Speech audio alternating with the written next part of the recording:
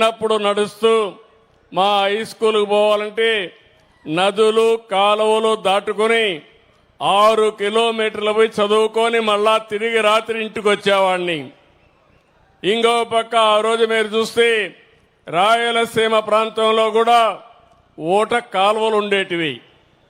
ఊట కాలువల్లో నీళ్లు సమృద్ధిగా వచ్చేది, అందులోనే పంటలు కూడా వచ్చేటివి.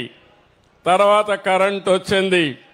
ఎక్కడికక్కడ అప్పుడైతే కరెంటు కూడా లేదు.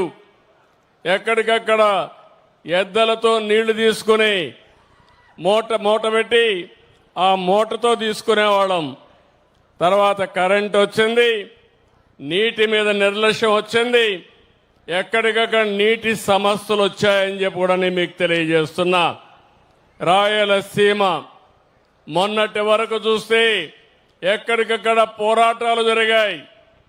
అందరూ అన్నారు రాయలసీమ రాళ్ల సీమగా మారిపోతుంది, ఎడారిగా మారిపోతుందంటే కాదు, నా రాయలసీమ రతనాల సీమ చేయాలని ఆలోచించిన వ్యక్తి నందమూరి తారక రామారావు గారు.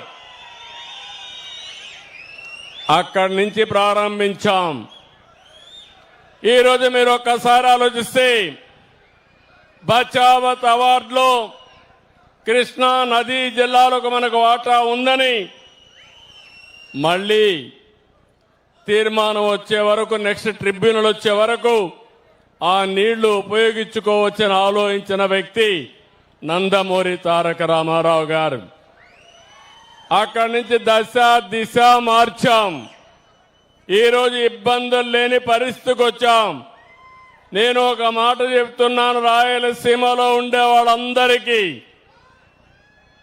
ఆ రోజు ఆయన ప్రారంభించిన హంద్రి నీవా, నగరి గాలేరు, తెలుగు గంగ, ఏ ప్రాజెక్టు చూసినా ఈరోజు రాయలసీమకు వచ్చాయంటే అది తెలుగుదేశం పార్టీ చూపించిన చొరవ.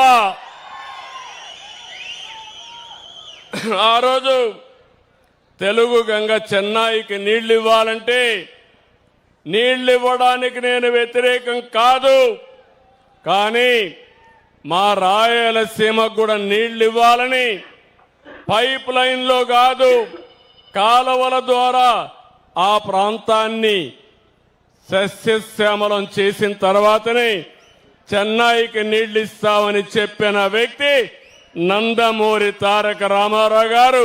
చేసి చూపించిన వ్యక్తి నందమూరి తారక రామారావు గారు. ఈరోజు ఇక్కడే మిమ్మల్ని అందరినీ కోరుతున్నాను. నేను మిమ్మల్ని అందరినీ చూస్తే చాలా సంతోషంగా ఉంది. దానికి కారణం నీటి విలువ తెలిసిన వ్యక్తిని. నేను చిన్నప్పుడు నీళ్లు చూశాను, తర్వాత నీటి కోసం యుద్ధాలు చూశాను. ప్రాంతాల వారీగా, జిల్లాల వారీగా, రాష్ట్రాల మధ్య, దేశాల మధ్య నీటి కోసం విభేదాలు, నీటి కోసం పొట్లాట్లు జరిగే పరిస్థితి వచ్చాయి. కావేరీ విషయంలో మీరు చూశారు. ఆ రోజు 2 రాష్ట్రాల మధ్య కూడా విభేదాలు వచ్చి ఎక్కడికక్కడ బందులు చేసుకునే పరిస్థితి కూడా వచ్చాం. ఈరోజు అందుకని నేను ఒకటే ఆలోచించాను, నీటి సమస్య శాశ్వతంగా పరిష్కారం కావాలని అనేక కార్యక్రమాలు చేశాను. నీరు మీరు అని పెట్టాను, నీరు చెట్టు అని పెట్టాను. భూగర్భ జలాలు పెంచడానికి, భూమిని జలాశయంగా చేయడానికి ఆ రోజు ఇంకుడు గుంతలు కూడా తవ్వాం. ఇలాంటి కార్యక్రమాలు చేసి ఈరోజు నేను గర్వంగా చెప్పగలుగుతున్నాను. నిన్నే మన ప్రధానమంత్రి నరేంద్ర మోడీ గారు అనంతపూర్ జిల్లా మాట్లాడారు. దేశంలో తక్కువ వర్షపాతం పడే జిల్లాల్లో 2వ జిల్లా అనంతపూర్ జిల్లా. అందరూ అన్నారు ఎడారిగా మారిపోతుందని. నా కళ్ళ ముందర చూశాను. 10 సంవత్సరాల్లో 8 సంవత్సరాలు పంట వచ్చేది కాదు, అది కూడా వేరుశెనగ పంట. నేనే ఆ రోజు ఏదైతే ఇన్పుట్ సబ్సిడీ పెట్టి కడాన ఖర్చులకైనా డబ్బులు ఇవ్వాలని చెప్పి ఆలోచించాను. ఈరోజు మీరు చూస్తే అక్కడ ఒక సంవత్సరం 10 లక్షల ఇంకుడు గుంతలు తవ్వాం, మైక్రో ఇరిగేషన్ ఇచ్చాం. అదే మారిగా ఎక్కడికక్కడ 190% మైక్రో ఇరిగేషన్కు సబ్సిడీ ఇచ్చి పండ్ల తోటలకు శ్రీకారం చుట్టాం. నేను గర్వంగా చెప్పగలుగుతున్నాను, ఈరోజు అనంతపురం జిల్లా ఎడారి కాదు, పండ్ల తోటల వనంగా తయారు చేసిన ఘనత ఈ ప్రభుత్వానిది. అది దూరదృష్టి, మీ మీద ఉండే అభిమానం.